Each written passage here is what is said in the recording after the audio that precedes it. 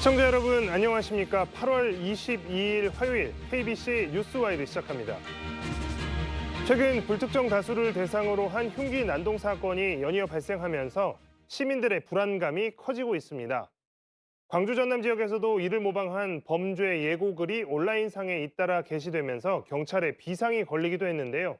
사람들이 많이 모이는 유스퀘어나 광주 송정역 등에서는 한때 장갑차까지 동원됐고 거리마다 경찰이 눈에 띄게 는 모습도 볼 수 있었습니다. 오늘 이 문제에 관련해서 KBC 보도국의 조윤정 기자, 정찬영 정신건강의학과 전문의와 함께 자세한 이야기 나눠보도록 하겠습니다. 두 분 안녕하십니까? 안녕하십니까. 네, 조윤정 기자, 경찰이 사상 첫 특별 치안 활동이라고 하는 것을 선포했습니다. 이게 이제 흉기난동 범죄가 계속 나오니까 이거 예방 활동에 힘쓰겠다 이런 취지로 지금 특별 치안 활동이라고 하는 것을 선포를 했는데 지난주에 또 칼부림 사고가 있었습니다. 맞습니다. 경찰이 사상 처음으로 특별 치안 활동을 선포한 게 지난 4일입니다.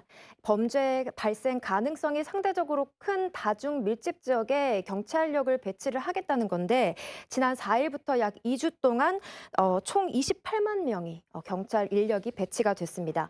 하지만 이렇게 치안 활동을 강화하는 도중에 또 비슷한 범죄가 발생하고야 말았습니다.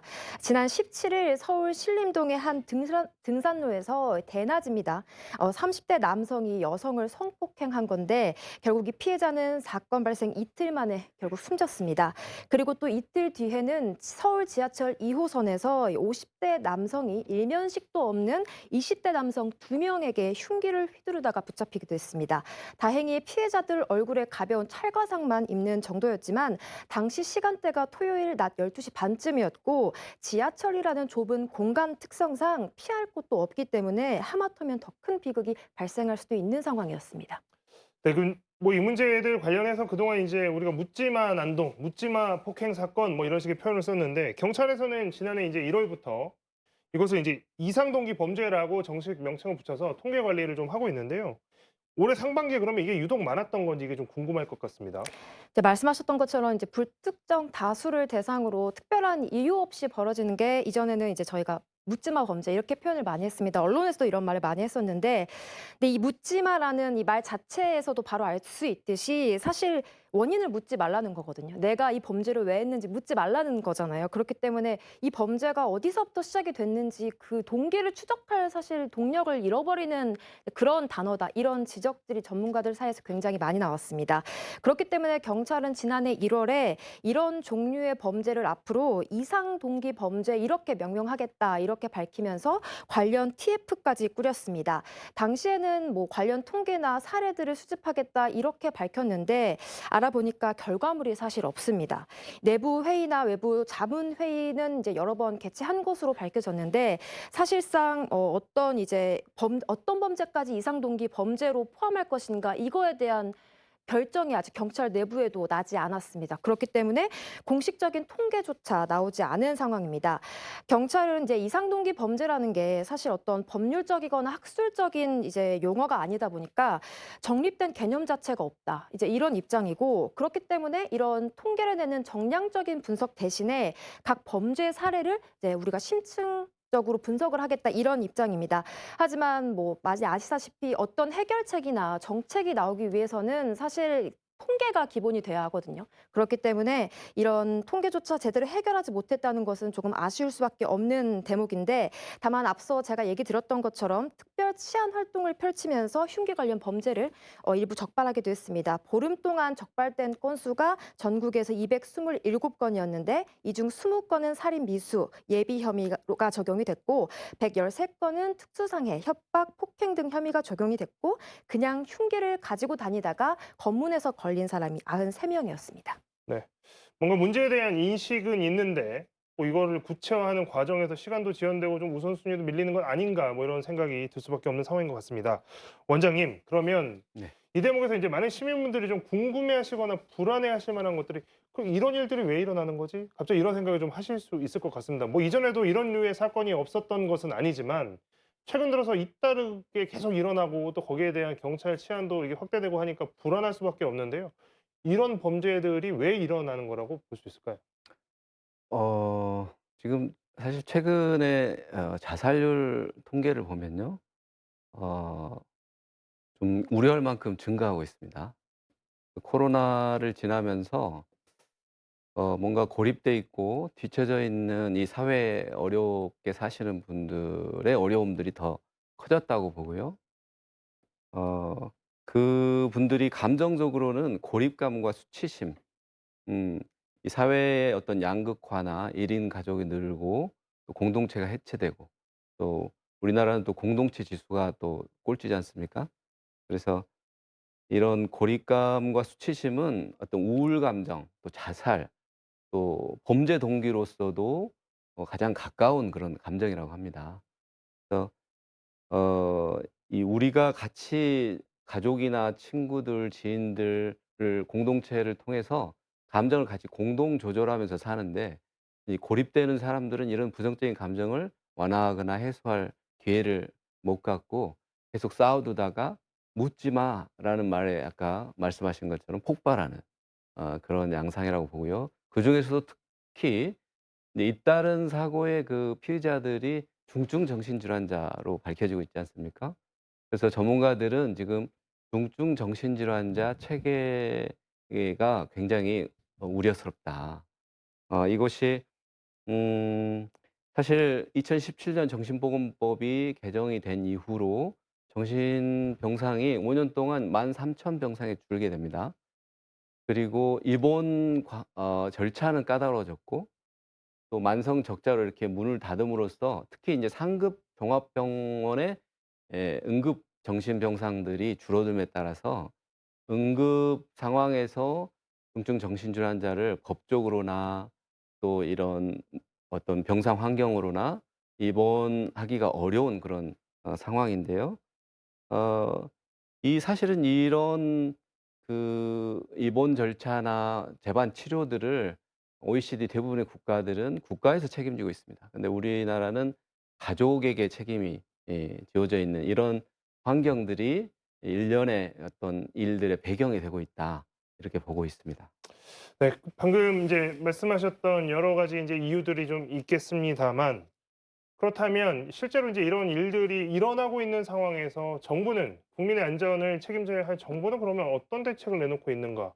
국민들께서 아무래도 이런 일어나는 현상에 비해서 나오는 대책들에 대해서는 많이 좀 부족하다라고 느끼시는 것 같습니다. 그렇습니다. 이제 각 관계 기관에서 이런 문제가 불거지자 여러 가지 대책을 내놨는데 이제 당정 여당과 정부가 오늘 국회에서 이제 흉악범죄 대책 마련을 위한 당정 협의체를 개최했습니다.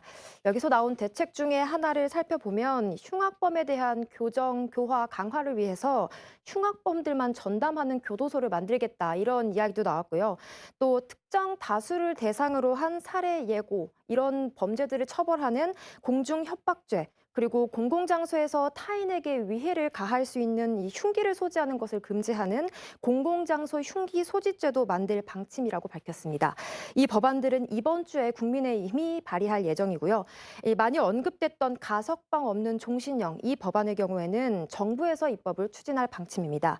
아울러 범죄 피해자와의 치료비나 간병비 그리고 치료 부대 비용에 대한 지원도 늘리겠다 이렇게 밝혔는데요.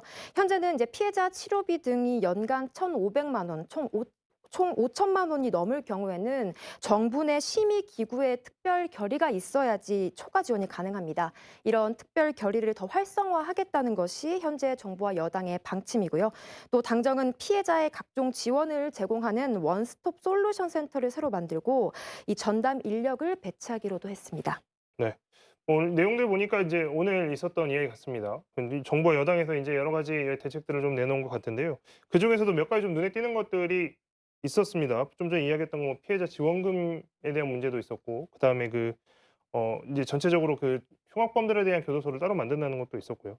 원장님 그 좀 전에 이야기해 주셨지만 이 중증 정신 질환자들이 이제 가해자가 되어진 상황들이 좀 많이 있다라고 말씀을 하셨고 거기에 대해서 근데 정작 이 중증 정신 질환자들에 대한 관리는 점점 어려워지는 상황이 돼 네. 버렸다. 이렇게 말씀을 하셨는데요. 그래서 또 이야기가 나온 것이 이 사법 임원제라고 하는 것에 대한 이야기가 좀 나왔습니다. 네. 여기에 대해서는 지금 어떤 의학계에서는 어떻게 좀 판단을 네. 하고 계신 상황인지. 뭐 연일 지금 대한신경정신의학회 그리고 환자 단체 또 정신장애인 가족협회 이런 단체들이 성명서를 내고 있죠. 이제 "국가가 중증 정신질환자의 치료를 책임져야 된다." 입원에서부터 또 외래 치료, 또 방문 관리, 또 재활, 그리고 혹시 인제 전과가 있는 정신질환자의 경우에는 재범 예방, 이런 것들을 대부분의 국가에서 국가가 책임지고 있습니다. 우리나라는 아까 말씀드린 대로 오롯이 인제 가족에게 책임이 져 있는데, 우리 학회에서는 지금 대한신경정신 의학회에서는 사법 입원제도보다는 국민안심치료제도, 이런 명칭을 권고하고 있는데요. 이 이렇게 현장에서 진료를 하고 있는 저 같은 사람이 매일 겪는 어려움 중에 하나는, 다른 질환은 자유의사에 따라서 자신이 치료 결정을 할 수 있죠. 그런데 환청이나 피해망상 같은 정신 증상이 있는 분들은 스스로의 어떤 병과 증세에 대해서 객관적인 인지가 좀 부족하고 치료를 거부하는 경우가 많습니다. 그래서 인제 가족도 어려워하고 민간 병원들도 어려워하는데, 그래서 바로 이 지점에서 다른 나라들은 전염병처럼 이 중증 정신질환도 사회 안전과 직결되기 때문에 나라에서 이런 사법 입원 제도나 혹은 정신보건 심판제도 같은 그런 어떤 제도를 구성해서 판사나 또 전문가, 또 지역사회 대표, 어 이렇게 위원회를 구성해서 입원이나 치료 결정을 하고 어 치료를 시행하도록 하는 것이 대부분의 보편적인 어떤 현실이고, WHO에서도 오히려 이것이 인권에 오히려 부합하다라고 권고하고 있는 그런 상황입니다. 근데 이제 이 사법 입원제라고 했을 때 비전문가인 판사가 일방적으로 이렇게 입원을 결정함으로 인해서 '인권의 문제는 없을까?' 이런 우려를 하는데요.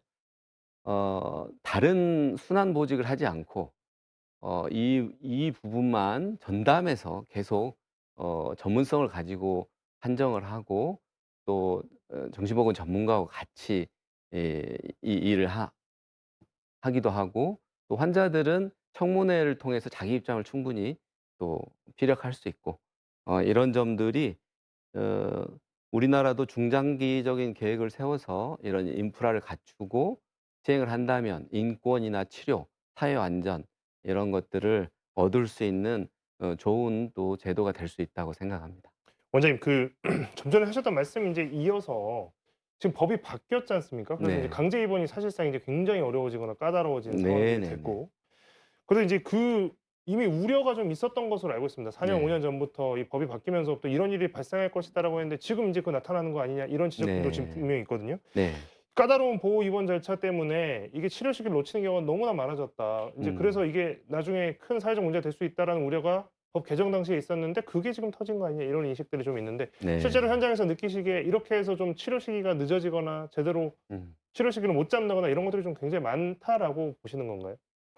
예를 들어 인제 모든 중증 정신질환자가 그렇지는 않지만, 악화가 돼서 또 치료를 중단해서 이제 폭력 행동을 한다, 흉기를 들었다 하면 이제 가족이 신고를 할 것이고, 그러면 구급대원이나 경찰이 갑니다. 그런데 우리 법 규정에는 자타의 위협이 아주 높아야 후송이나 어떤 입원을 음. 진행할 수 있습니다. 막상 경찰이나 구급대원이 현장에 가면 또 그 환자들은 흉기를 내려놓기도 하고 자신을 변호하기도 하고 또 거부 의사를 밝히기 때문에 전문 지식이 없는 그 경찰이나 구급대원 자체의 결정만으로 후송을 강행하기 어렵습니다. 또 후송을 해서 어 한 병을 찾는다 해도 아까 드린 대로 응급 정신병상도 찾기가 쉽지 않아서 전전하기 일쑤고, 또 그 사이에 아주 완강한 거부 의사를 나타내기 때문에 가족이나 의료기관 모두 굉장히 부담스러운 그런 상황에 직면하게 됩니다. 그래서 지금 대한신경정신의학회는 5 년째 정부에 재개정을 요구하고 있는데 정부는 아직 묵묵부답인 상태고요. 이런 부분들이 예 언제 이렇게 개정이 될지 사실 현장에서 많이 우려가 많은 그런 음. 상황입니다. 그러면 이제 그 방금 말씀하셨던 이런 범죄 상황에서 정신질환이 있는 인제 그런 가해자가 인제 그런 정신적 질환이 있는 경우의 상황들에 대해서 지금 많이 이야기가 되고 있는데 한편으로는 이 범죄의 원인을 너무 정신질환으로 몰아가는 거 아니냐는 사회적 우려도 있습니다. 그리고 이렇게 될 경우에 인제 정신질환을 가진 사람들을 잠재적인 범죄자로 되는 사회적 편견을 강화시키는 거 아니냐라고 하는 우려가 있는데요. 이 부분에 대해서는 어떤 생각이신지? 네. 일단 사회 현상에 대해서 원인을 탐색하는 것은 뭐 자연스러운 그런 어 거라고 보고요. 다만 인제 이걸 정신질환에 대한 편견이나 낙인으로 몰고 가면 인제 더더욱 인제 이 부작용만 낳고 해결책이 되지 못하는, 그러니까 환자들은 더 숨어들고 치료받지 않으려고 하고 이런 문제가 생길 것이고요. 뭔가 정부가 움직이도록 하려면 여론이나 언론이 중요한데 이 초점을 잘 잡아야 되겠죠. 지금 서현역 사건 피해자는 "사람들이 조직적으로 나를 스토킹한다." 이런 피해 망상이 있었지 않습니까? 근데 우리가 영화에서 봐도 알 수 있듯이 굉장히 인제 환자 입장에서 보면은 생생하고 두려운 현실이 펼쳐지는 거죠. 그래서 칼을 가지고 다니기도 하고 또 먼저 선제 공격을 하기도 하고 어 그 혼란스럽고 두려운 상태에서 이렇게 흉기난동을 부리기도 하는데 이 치료를 잘 받으면 또 언제 그랬냐 싶게 좋아질 수 있고, 요즘에는 또 장기 지속형 주사제가 나와서 몇 달에 한 번씩 주사만 맞아도 좋아지기도 하고, 또 조기 발견, 조기 치료를 하면 결혼 생활이나 직장 생활을 문제없이 하는 경우도 많이 보고 있습니다. 어 이런 전체적인 중증 정신질환자를 격리하거나 낙인을 찍기보다는 잘 치료받을 수 있는 환경을 조성하도록 인프라를 갖추고 정책을 만드는 것이 이 사회적 비용을 줄이는 그런 현명한 어떤 해결책이다, 이렇게 생각합니다. 네. 이게 실제로 일어나는 현실에서 일어나는 범죄도 문제지만 이게 이제 온라인이라고 하는 공간, 특히 이제 인터넷을 기반으로 한 온라인 공간, 또 모바일이라고 하는 디바이스 기기를 통한 이 전파력 인제 이런 것들이 커지다 보니까 이런 것들을 이용해서 범죄를 예고한다거나 "나는 이렇게 난동 범죄를 이제 벌일 거야."라고 하는 이런 식의 예고 글들이 올라오고 뭐 "폭탄 테러를 한다. 흉기 난동을 벌이겠다." 이런 글들이 계속 올라오는 것도 좀 문제인 것 같습니다. 시민들 입장에서 오히려 이런 글들이 더 불안할 수도 있고요. 우리 지역에서도 지금 이런 것들 많이 나오고 있죠. 네, 그렇습니다. 광주 전남 지역도 흉기 난동을 예고하는 SNS 글이 다수 올라왔습니다. 지난 8일을 기준으로 봤을 때 광주에서는 7건, 전남에서는 5건의 예고 글이 올라왔었는데, 다만 이 이후에는 각 지역 경찰청에서 관련 통계를 공식적으로 공개하고 있지 않습니다. 이 국수본의 방침이라는 게 경찰의 설명이고요. 사례를 조금 설명을 드리자면 이달 초에 한 온라인 커뮤니티에 이제 광주 광산구의 한 고등학교를 이제 직접적으로 언급하면서 "여기서 칼부림을 벌이겠다." 이런 이제 내용의 글이 올라왔는데, 경찰 수사가 시작되자 이제 20살 대학생이 자수를 했어요. 그래서 경찰 조사에서 이제 글을 이제 조회수를 높이려고 "이런 범행을 했다." 이렇게 자수를 하기도 했고요. 또 같은 날에는 광산구의 다른 초등학교에서도 "칼부림을 벌이겠다." 이제 이런 다른 작성자의 글이 올라와서 이틀 동안 방학 돌봄 수업이 중단되기도 했었습니다. 이뿐만 아니라 이 특정 장소를 언급하지는 않았지만 추상적으로 테러를 언급하는 그런 사례도 굉장히 많습니다.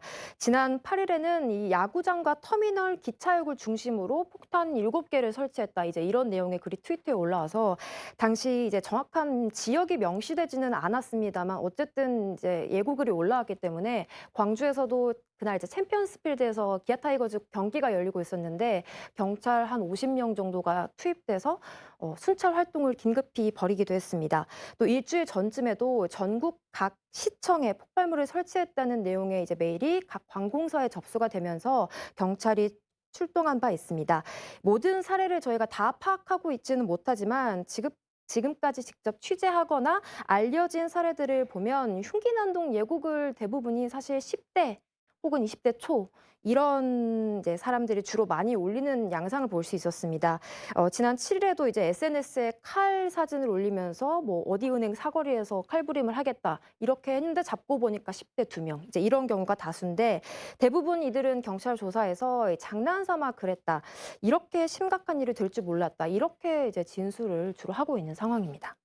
뭐 지금 말씀을 들으신 사례들 뭐 이 정도의 수준, 이 정도의 어떤 뭐 테러나 범죄 예고 이거 분명히 범죄입니다. 지금 이 정도로도 범죄인데 이런 것들이 마치 이제 유행처럼 번지다 보니까 정부에서도 좀 더 여기에 대한 일벌백계 방침을 강조하고 나선 것 같습니다.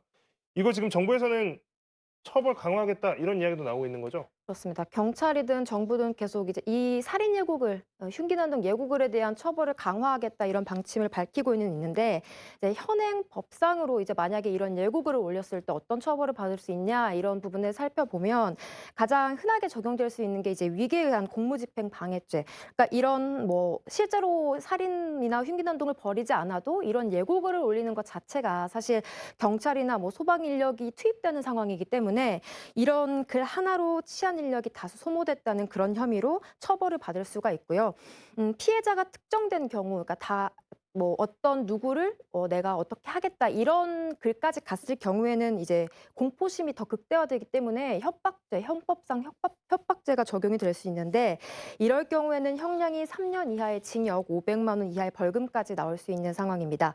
여기에서 더 나아가서 살인 예고글도 올리고 또 구체적인 범행 준비까지 나섰다면 살인 예비죄가 적용이 될 수 있습니다. 이 경우에 10년 이하 징역에 처할 수 있는 만큼 이제 형량 자체는 올라가는데 말한 것처럼 이제 구체적으로 정황이 정확하게 입증이 돼야 되기 때문에 실제 적용은 조금 드문 편인 것으로 알 수 있습니다.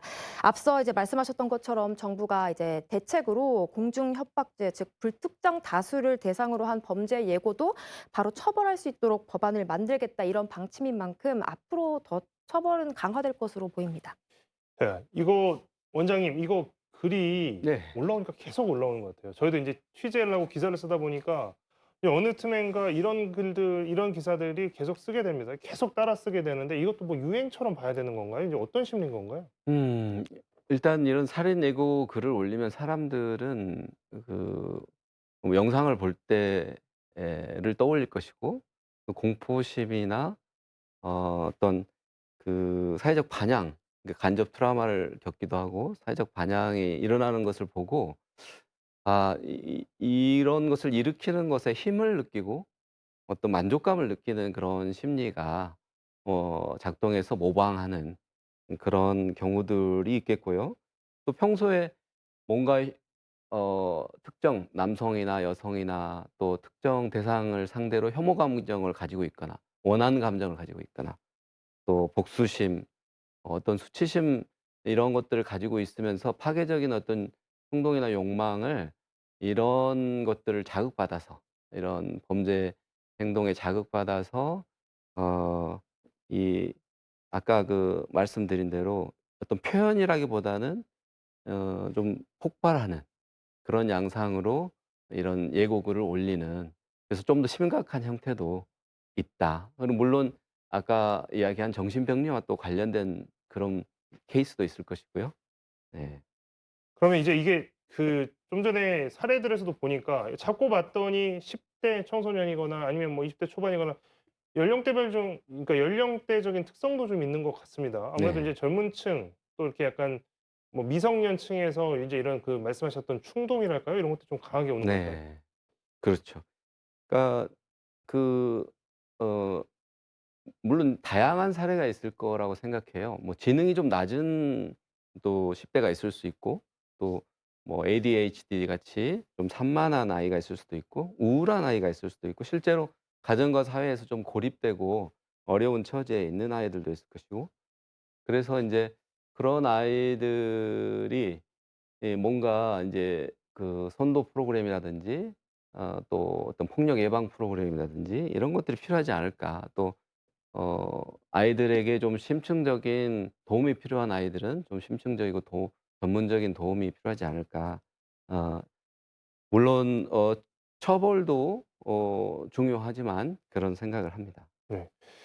자, 일본의 이야기를 좀 해보겠습니다. 일본이 한때는 뭐 이런 그 불특정 다수를 대상으로 한 범죄 행위들이 굉장히 좀 많아서 뉴스에도 많이 나오고 이런 기억을 갖고 계신 분들도 많을 겁니다. 일본 같은 경우에는 2021년에 17명이 다친 도쿄 지하철 흉기 난동 사건이 있었는데요. 이 사건 이후 이 사건이 계기가 돼서 이게 정부 차원에서 전 사회가 나서서 이런 사회적 고립 문제 해결에 나섰다고 합니다. 그러니까 좀 전에 원장님께서 말씀하셨지만 고립감이라고 하는 개념에 대해서 이제 우리 사회가 좀 집중을 해야 되지 않을까라고 생각이 드는데요. 자, 어떤 방안들에 대한 논의들이 이루어지고 있는지, 혹시 이루어지지 않고 있다면 좀 어느 정도 수준인지 이렇게 뭐 좀 말해볼 수 있을까요? 이제 사회적 고립이라고 주로 얘기를 하다 보면 이제 사회적으로 봤을 때는 이제 많이 요즘에 언급되는 게 이제 은둔형 외톨이 이제 이런 단어가 사실 이제 예전부터 계속 있었지만 이번 사건들을 계기로 더 많이 이야기가 나오는 것 같아요. 그래서 사회와 단절된 상태로 이제 집 밖에 나오지 않는 친구들을 은둔형 외톨이라고 하는데 정부가 대략적으로 파악한 인원만 24만 명이 넘고 일반 사회기관이 파악한 이제 인원은 50만 명이 넘을 것으로 지금 추산이 되는데 문제는 이런 이제 은둔형 외톨이 지원센터나 이런 사업들이 대부분 지자체 영역에 맡겨져 있고 정부가 주도하는 사업은 별로 없다는 점입니다. 광주에도 이제 지원센터가 있긴 한데 전국에서 굉장히 드문 사례고요. 그렇기 때문에 지자체 위주보다는 조금 정부 위주로 이런 은둔형 외톨이나 이런 사회적으로 고립된 청년들을 먼저 보듬을 수 있는 좀 센터나 사업들이 추진돼야 되지 않을까라고 생각하고 있습니다.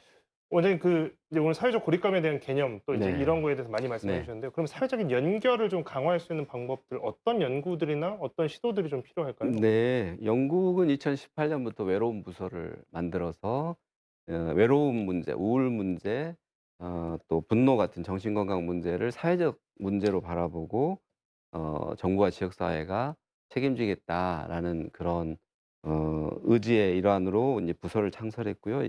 또 일본도 고립 부서를 만들었죠. 우리나라는 공동체 지수가 꼴찌인데요. 이 북유럽 국가들 노르웨이, 스웨덴, 핀란드, 덴마크 같은 나라들은 우리나라보다 80년대 중반에 자살률이 더 높았어요. 그런데 뭔가 가족을 대체하는 공동체를 만들고 정신건강 서비스의 접근성을 개선하고 또 사회 안전망을 또 만들고 이러면서 자살률도 낮아지고 공동체 지수는 현재 최상위를 어 유지하고 있습니다. 그래서 이런 국가적 노력들을 배울 필요가 있다 이렇게 생각합니다. 원장님 마지막으로 이 문제도 한번 좀 답변을 좀 듣고 싶은데요. 어쨌든 이제 이런 것들이 굉장히 많이 발생하고 또 알려지다 보니까 이런 것들 보는 것만으로도 좀 불안감을 느끼거나 또 이런 건 네. 좀 트라우마가 생길 수도 있을 것 같습니다. 그런 네. 시민들도 실제로 많아진 것 같고요. 네네. 이런 분들에 대한 대처, 사회적인 대처는 어떤 식으로 해 나가야 될까요? 우선 인제 그거 자체가 간접 트라우마죠. 영상을 봤지만 자꾸 떠오르고 두렵고 이게 인제 쪼끔 시간이 지나면 좋아지는 경우가 대부분이지만 몇 주 이상 지속되면 좀 상담을 받는 게 좋을 것 같고요. 또 이런 유해한 어떤 잔혹 범죄 동영상을 유포하는 행위는 성관계 동영상을 유포하는 행위처럼 '처벌하자.'라는 의견들이 있죠. 그래서 그런 것들도 좀 검토해 볼 필요가 있지 않을까. 물론 여러 가지 교육 명령이라든지 여러 가지 캠페인, 공익 광고 이런 것도 도움이 되리라고 생각합니다. 네. 오늘 뭐 일상을 덮친 이런 공포, 최근에 일어나고 있는 불특정 다수를 대상으로 하는 범죄와 이 범죄로 파생되어지는 사회적 문제에 대해서 두 분과 함께 이야기 나눠 봤습니다. 두 분과 오늘 이야기는 여기까지 듣겠습니다. 고맙습니다. 고맙습니다.